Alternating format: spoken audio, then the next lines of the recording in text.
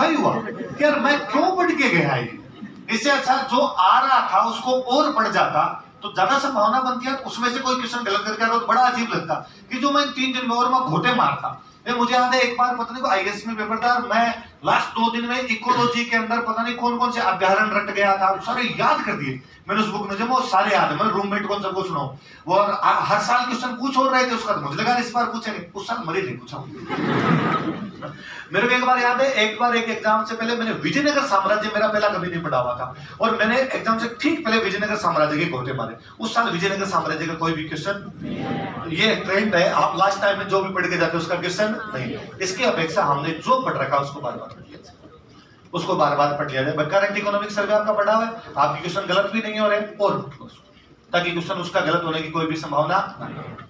Reasoning आपकी पढ़ी हुई है, आपको लगता है रीजनिंग के सवाल तो हो ही जाएंगे। एक बार कोई और जितने पेपर अब तक हुए हैं अपने, उन पेपर में जो जो रीजनिंग के क्वेश्चन पढ़े वो एक दिन बैठ के सारे निकाल, अलग अलग टॉपिक, एक एक टॉपिक एक एक सवाल तो मिल ही जाएगा, एक एक टॉपिक क्लियर हो जाएगा, तो एक बार अपने दिमाग की सारी चीजें निकल जाएगी कि हाँ ये बात है अपने। उस किताब से होता क्या है, उस दिशा वाली किताब से या कोई भी जो पुरानी किताब, कोई भी किताब है जिसमें पुराने क्वेश्चन आंसर दिए हैं, जब वो आप निकालते हो तो उसमें एक क्वेश्चन 5 बार रिपीट हो गया। कितने बार रिपीट हो गया वो याद हो जाता है, क्योंकि वो पहले दिया हुआ है राजस्थान सेवा संघ की स्थापना कहां की गई, वर्धा। अगला क्वेश्चन दिया वर्धा में विजय सिंह पथिक ने राजस्थान सेवा संघ की स्थापना कब की, 1919। अगला क्वेश्चन दिया 1919 में वर्धा में राजस्थान सेवा संघ की स्थापना किसने की, विजय सिंह पथिक। अगला क्वेश्चन दिया विजय सिंह पथिक और रामनारायण चौधरी ने मिलकर राजस्थान सेवा संघ कहां बनाया था, वर्धा।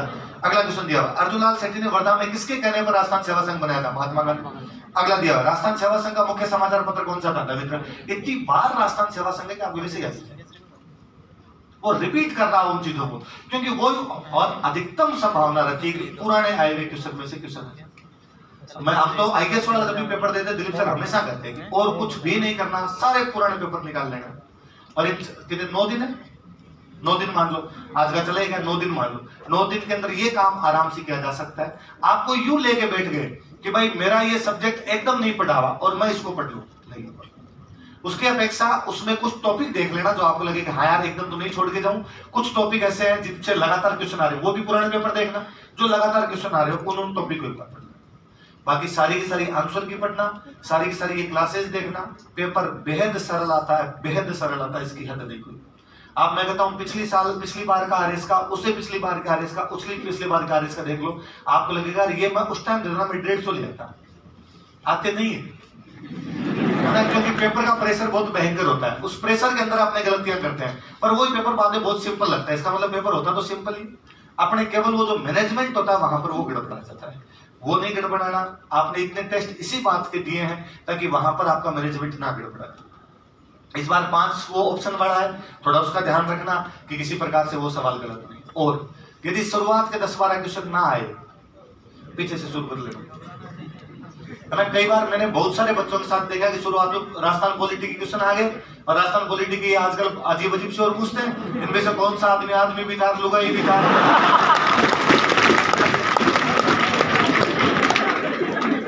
मुख्यमंत्री भी रह गया, राज्यपाल भी रह गया, ऐसे सवाल पूछते हैं। अब यार हमें क्या पता है कौन कौन इसमें क्या क्या रह गया, ऐसा सवाल नहीं आता तो कोई लोड लेने की आवश्यकता नहीं। यकीन मानिए वो सवाल किसी को नहीं है ना, और किसी का एक तुक्का लग भी गया तो उसको वही आएगा, फिर उसको बाकी नहीं आते। किसी ने तुक्का मारा, तुक्के के अंदर कोई उसका बैठ गया, तो हमेशा क्वेश्चन पेपर पीछे से शुरू कर लेना, या और भी अच्छा तरीका है वहां से शुरू कर लेना जो अपने को सबसे अच्छे आते हैं। शुरुआत के 10-12 क्वेश्चन यदि सही हो गए फिर तो तुक्के भी सही लगे, है ना, फिर तो आप लोग 50-50 छोड़ो, 30-70 वाले में कहोगे आता है और तुक्के सही लग जाए। और शुरुआत के 15-20 क्वेश्चन जब गलत हो जाते हैं या 15-20 में से अपने को 2-3 आ रहे होते हैं, अपना कॉन्फिडेंस डाउन होता है, फिर आते हुए में भी अपने को लगता है कि क्या पता ये है या नहीं। और एक प्रथम दृष्टा जो आंसर लगे वो आंसर है, देखते ही जो आंसर लगे वो आंसर है ना, फटाफट आपका दिमाग कहेगा कि ये आंसर है वो आंसर है, दिल से कभी, क्योंकि दिल तो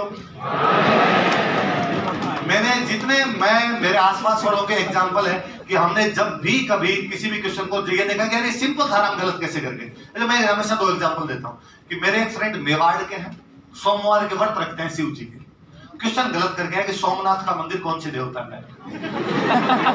सोमनाथ का मंदिर शिव जी का, वो करके है विष्णु।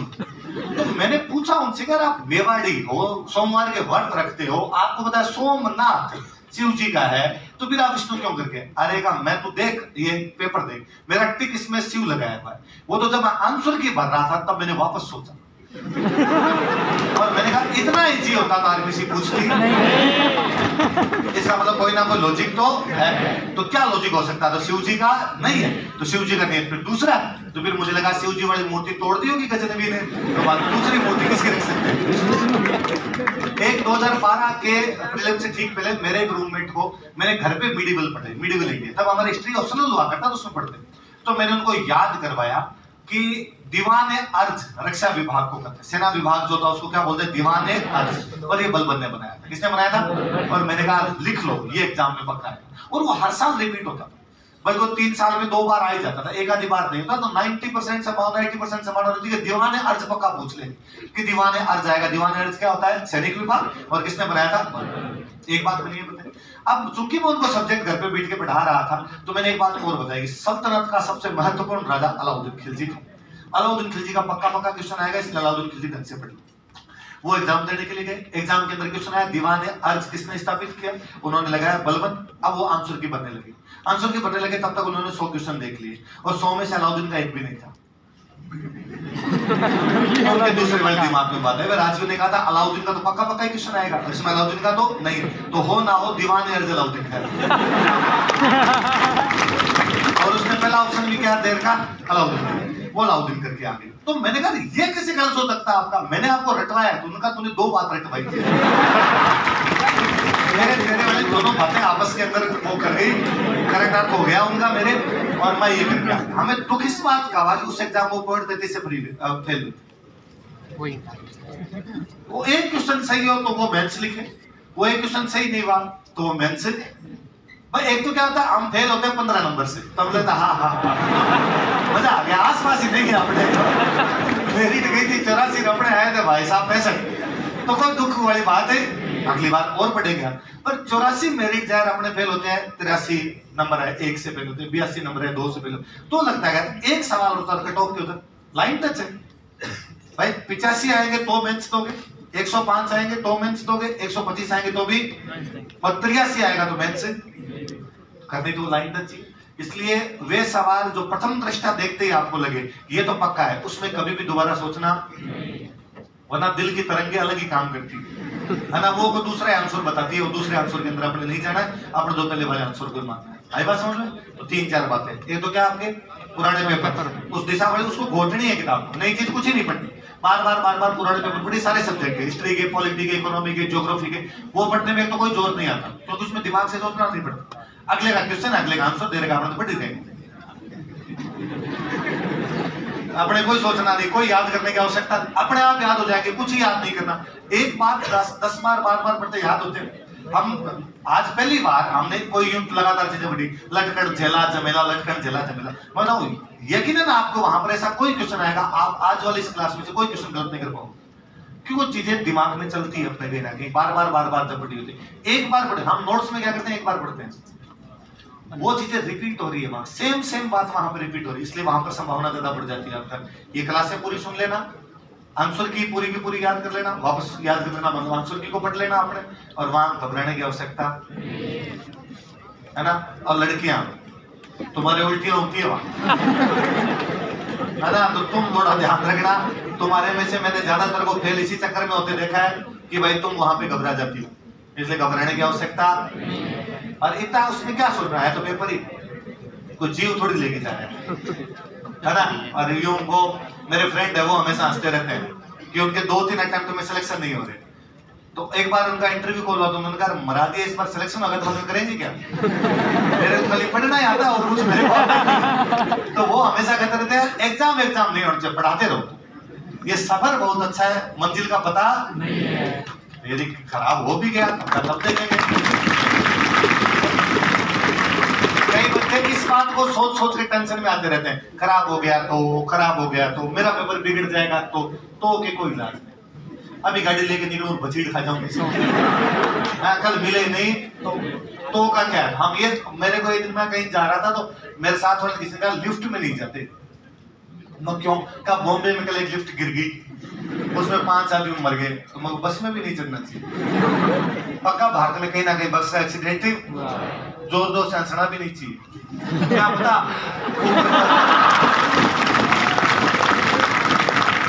नीचे रह जाए। भाई क्या क्या नहीं करेंगे ऐसे, इसलिए हाँ, इसलिए ज्यादा लोड लेने की आवश्यकता नहीं। एकदम चिल होके पेपर दे के ना, तैयारी अच्छी है।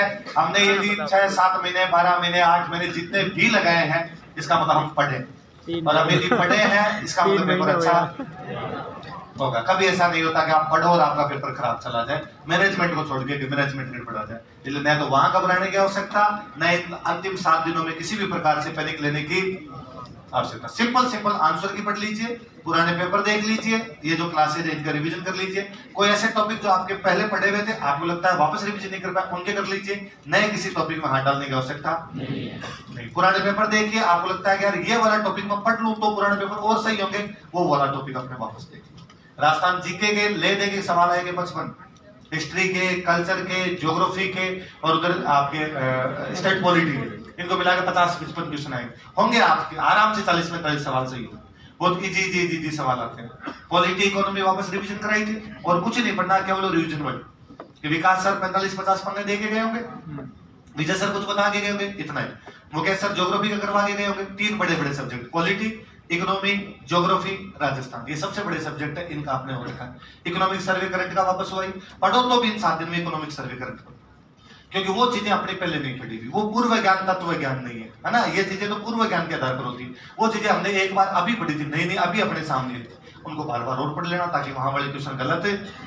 और मानिए आप ही पढ़ते हैं ये करंट और इकोनॉमिक सर्वे इतना, बाकी लोग नहीं पढ़ते। लोग ट्रेडिशनल, मैं तो हमेशा कहता हूँ ये इकोनॉमिक सर्वे वाली तो लाने वाले विकास जी है। मैं हमेशा विकास जी कहता हूँ आपके चक्कर में आरपीसी की मेरिट बढ़ गई। यदि आप ये इकोनॉमिक सर्वे नहीं पढ़ाते तो मेरिट बाबड़ी जाती 65। इतने होते थे बच्चों से सवाल। मेरे को याद है फर्स्ट टाइम जब 2013 में आरएस का पेपर हुआ था, उसमें गर्ल्स की मेरिट गई थी शायद कोई 69, 59 बोलते थे। और वो तो मेरे दोस्त की सिस्टर और यहाँ पे तैयारी करती थी, तो उसने 2012 का प्रीलिम्स दिया था। 2012 वाले प्रीलिम्स में उसके 3 नंबर से नहीं बच रहे, तो उसने तब मेरे से पूछा भैया क्या करना चाहिए। तो दोबारा तैयारी कर, इस बार कम टाइम मिला तुझे, नहीं तो आई थी। और फिर जब हिस्ट्री वालों में ये भी होता था कि उनमें जो जितनी ज्यादा हिस्ट्री पढ़ा वो भूमिया और मैं हिस्ट्री पढ़ रहा हूँ, वो शायद सबसे 10 साल से पढ़ रहा हूँ, तुम 8 से पढ़ रहे हो, तुम 6 से पढ़ रहे हो, तो मैं तुमसे ज्यादा जानता हूँ, यकीनन ज्यादा जानता हूँ उसमें। तो मैंने कहा इस बार तुम वापस तैयारी। उस बार उसकी तैयारी भी ठीक थी, टेस्ट सीरीज में नंबर भी ठीक आते थे। वहां पेपर में वो घबरा गई, उसके कोई नंबर बहुत कम से बन रहे। तो उसने शाम को मेरे फोन किया कि भैया पेपर तो ऐसा हुआ है। तो मैंने कहा तू इतने साल भर हो गए पढ़ते हुए, 2 साल हो गए तेरे को पढ़ते हुए, और तेरे नंबर इतने से आ रहे हैं, अब इससे सिलेक्शन तो होगा नहीं।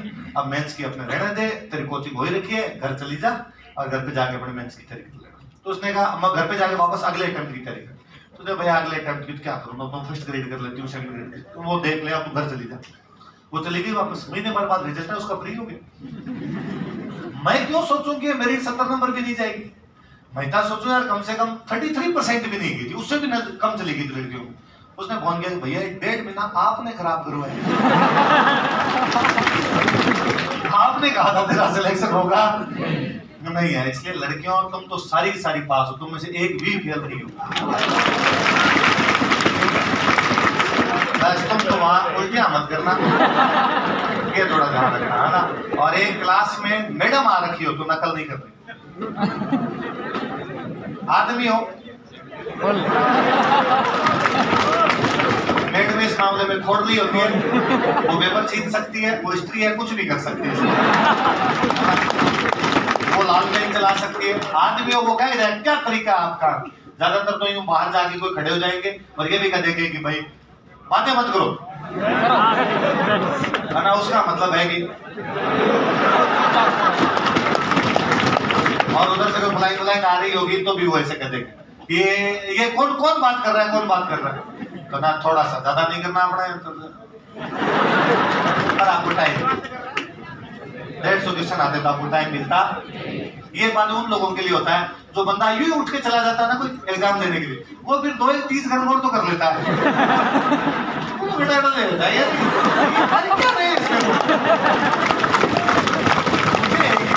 ये पूरी आंसर जा रहा है, फिर बालाजी का नाम लेके वैसे बढ़ता है ए और लास्ट में लगेंगे तुक्के मारने हैं तो चारों में बी बी बी बी एक तो सही होगा।